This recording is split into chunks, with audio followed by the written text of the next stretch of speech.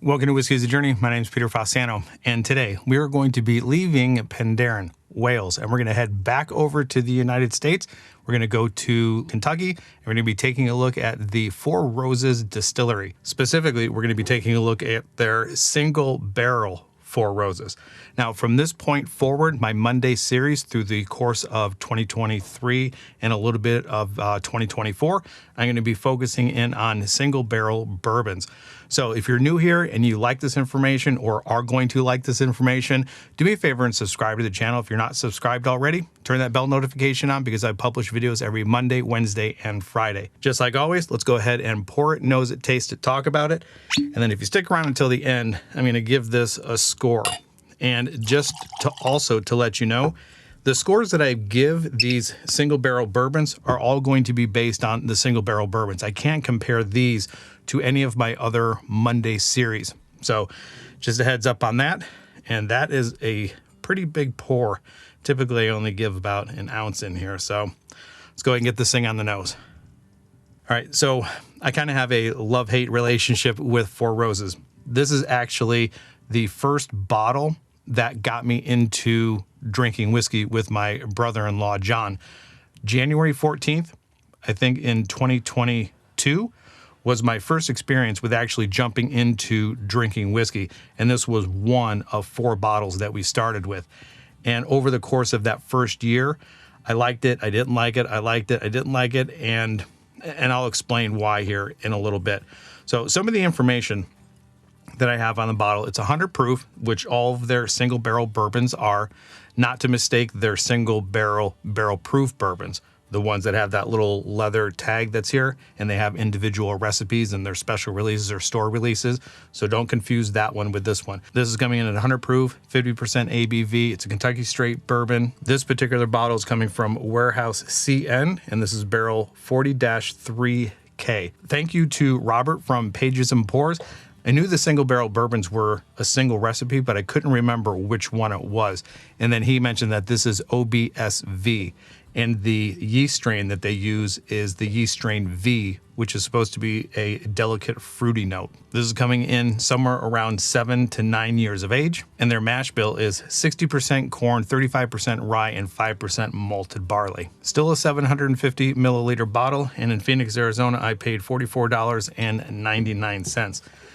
Now, the initial nose that I had on here, growing up with grandparents that drank bourbon or members of our family that drank bourbon, this gives me that negative connotation, nose and smell and possibly taste of what like a grandfather's bourbon would actually smell and taste like. And I think that's kind of where I'm at with Four Roses. I don't necessarily think that I am a big fan of the nose just because it brings me back to what, you know, like the house smelled like when your grandparents were sitting around the table drinking beer, drinking whiskey, and just kind of having a good old time. That's just one of those memories that I have that isn't necessarily the best memory. So not because I dislike my family, it's just there's that drunkenness air in the room, and that just kind of filled up my senses. And that's what I always think when I think of like a grandparent's or an old person's whiskey or an old person's bourbon. That's kind of what this gives me vibes from. And that's my own individual bias, so take that for what it is. I get a lot of spice, and along with that spice, there is also a distinctive mint note. No matter what the recipe is with Four Roses, I end up getting mint. And mint to me relates to rye, and I'm not the biggest rye person. And with this being 35% rye, maybe that is all coming together to build up a mountain of things that are not necessarily my best profile. All right, and then behind it, I do get the fruit note. And when I'm looking at the fruit, I would probably say somewhere around the berry notes. I wouldn't say apple. I wouldn't say cherry. Well, maybe, well, now that I say that, it's always that power of suggestion, right? This is a berry, cherry, red fruit kind of nose. But again, there's a little bit too much spice in here, along with that mint note that is leaning away from my typical preference of a darker, sweeter type whiskey. Let's go ahead and get it on the palate. Yep, on the arrival, it's very spicy. That mint note comes through as it hits my mid palate. The fruit comes out, those red fruits, the berries, the cherry, a darker cherry, and then I get that elevated ABV. That spice takes over. I get leather and tobacco on the back end, barrel char. The barrel bitterness comes through. It's not a bad tasting whiskey at all, a bad tasting bourbon at all. So I do want to make sure that I'm clear. Just because I have those notes in my head as a child doesn't necessarily transfer to what I think of this now as an adult. What's in the glass is good.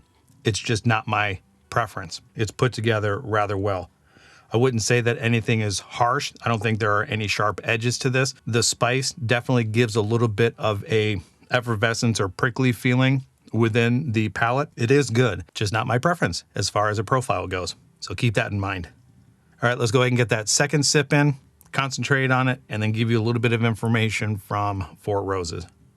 And that second sip, the spice went directly to the back end. ABV is now calmed down a little bit. That second sip usually does calm down, and I do get more barrel bitterness on the side of my tongue. The spice is there, the fruity notes are there. I do see or do get a little bit of the mint, but on that second sip, the mint is a little bit more subdued, and that fruit note is a little bit more elevated. But overall, the entire mouthfeel and palate is overwhelming spice for me. Cooking spices, baking spices, things like that. All right, I'm gonna add maybe 2 drops of water to this.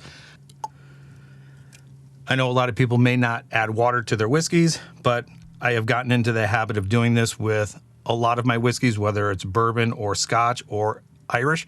So just being consistent, I wanna go ahead and add water to this as well. It's my whiskey. I can do what I want with it. I can drink it how I want. And if somebody tells you anything different when you're drinking yours, don't listen to them. Just drink it the way that you want. I'm just trying to change the profile of this, see how it does react with water, see if it tones down the spice and gives me something a little bit different than what it is drinking it neat. All right, so the Four Roses distillery and the Four Roses name, or the Four Roses product, ended up being founded by Paul Jones back in the 1860s. He ended up copywriting or trademarking the name Four Roses, and there's a story out there that he was courting a woman. He wrote her a note, and she responded back saying, "I'm going to go to this dance tonight, and if I'm there with 4 roses, I'm interested, and if not, then no." I don't necessarily know if that's true or not, but it's kind of a cool story, and that's kind of where the Four Roses name came from. And this information is all on their website if you just kind of click through their timeline. In 1922, Paul Jones ended up buying the Frankfurt Distilling Company, and I believe that is where the whiskey ended up originally being sold. Everything was going well. The 20s, 30s, 40s, and 50s, this was one of the top-selling bourbons in the United States. And then for some reason, Seagram's, when it was bought in 1943 from Paul Jones, decided to focus in on the overseas market, the European and Asian market, and it was no longer sold in the United States. And that was all the way up until Jim Rutledge ended up becoming the master distiller in 1995 and brought the product line back to the United States. And then Seagram's eventually sold to Kirin in 2002. Since then, the master distiller Jim Rutledge has retired, and then the new guy ended up taking over, Billy Elliott ended up taking over as master distiller in 2015. And that brings us to the Four Roses that we know of today. So let's go ahead and coat this glass with a little bit of water, get these last couple of sips in, and then give it a score. All right, on the nose, a little bit more of that rye spice is coming through. The mint note for me is still there. I don't think the water changed much on the nose. Well, let's go ahead and get it on the palate. It may have toned it down just a little bit, but everything is still there. The spice, the mint, that berry note, the dark cherry note. The barrel tannin on this side is a little bit more subdued, maybe because I'm used to it, or maybe the water did tamp it down just a little bit or mellow it out. And by no means is this going to be a harsh, spiky bourbon. I do think that the spice does give you a little bit of a zip or a zing to it, but I do think that it is well-rounded. No sharp edges to actually take note of. All right, let's get one last sip in and then give this thing a score. on that one, bringing it up to my nose, taking that sip. When they're talking about this OBSV recipe, having the delicate fruit, those berries and cherry note that are in here definitely would be delicate. That's how I would, that's a pretty good descriptor of the fruit notes that are in here. I do think they are delicate. And maybe they're delicate because the spice is overwhelming the fruit notes. Pause for a mother interruption. Yeah. I'm gonna get in the shower in about 5 or 10 minutes. Okay. Just listen to see if I'm okay. Okay. Okay. All right. Sounds good.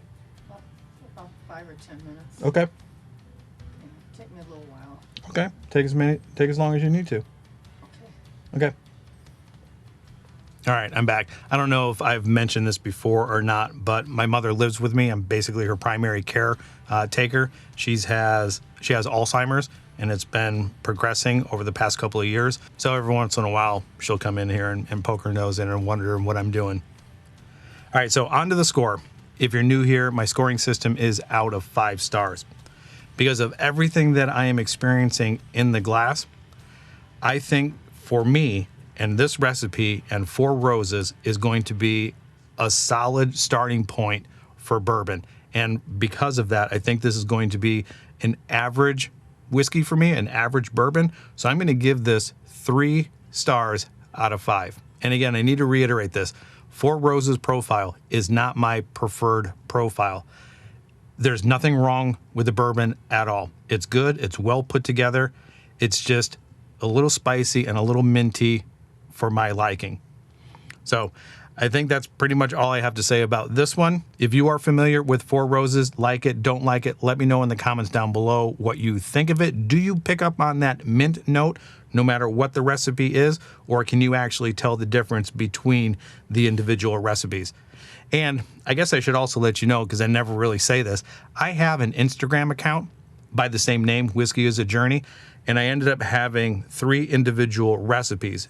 2 that I ended up purchasing from a new liquor store in Scottsdale, Trevor's, along with a Total Wine and More store pick as well.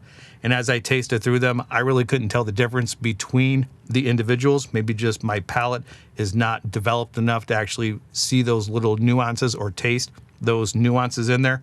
So if you're interested in kind of seeing a little bit more of my more current bottles that I have in my collection, why don't you go over and check out my Instagram. Subscribe if you want to. I think I'm pretty close to 1,000 subscribers. Not that Instagram makes that much of a difference to me as far as subscribers go, but it is a little bit more of an insight as to my most current bottles.